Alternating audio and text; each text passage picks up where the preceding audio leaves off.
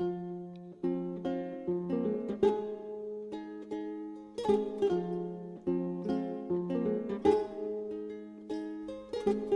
chasseurs déclarent: toute vie humaine est une vie.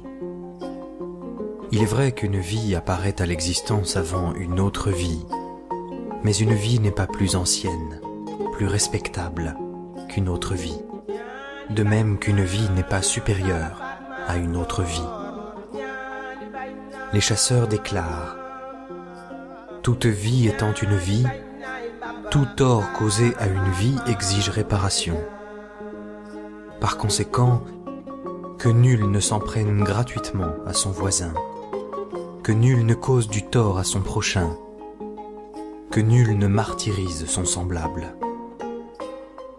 Les chasseurs déclarent: que chacun veille sur son prochain, que chacun vénère ses géniteurs, que chacun éduque comme il se doit ses enfants, que chacun entretienne, pourvoie aux besoins des membres de sa famille.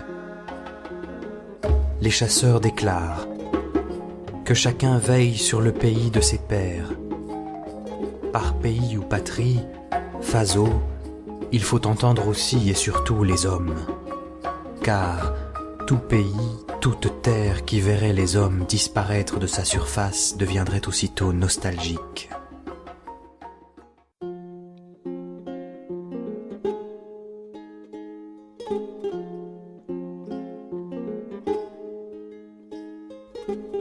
Les chasseurs déclarent: la faim n'est pas une bonne chose. L'esclavage n'est pas non plus une bonne chose. Il n'y a pas pire calamité que ces choses-là dans ce bas monde. Tant que nous détiendrons le carquois et l'arc, la faim ne tuera plus personne au Mandenne, si d'aventure la famine venait à sévir.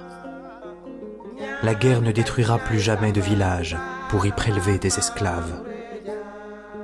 C'est dire que nul ne placera désormais le mort dans la bouche de son semblable pour aller le vendre. Personne ne sera non plus battu, a fortiori mis à mort, parce qu'il est fils d'esclave. Les chasseurs déclarent: l'essence de l'esclavage est éteinte ce jour. D'un mur à l'autre, d'une frontière à l'autre du Mandenne. La razzia est bannie à compter de ce jour au Mandenne. Les tourments nés de ces horreurs sont finis à partir de ce jour, au Mandenne. Quelle épreuve que le tourment! Surtout lorsque l'opprimé ne dispose d'aucun recours. L'esclave ne jouit d'aucune considération, nulle part dans le monde.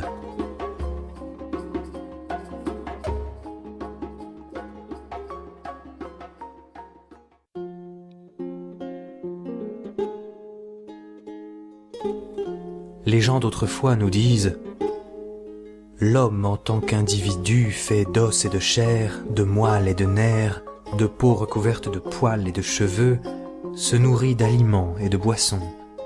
Mais son âme, son esprit vit de trois choses: voir qui il a envie de voir, dire ce qu'il a envie de dire, et faire ce qu'il a envie de faire. Si une seule de ces choses venait à manquer à l'âme humaine, elle en souffrirait et s'étiolerait sûrement. En conséquence, les chasseurs déclarent: chacun dispose désormais de sa personne, chacun est libre de ses actes, chacun dispose désormais des fruits de son travail. Tel est le serment du Mandenne, à l'adresse des oreilles du monde tout entier.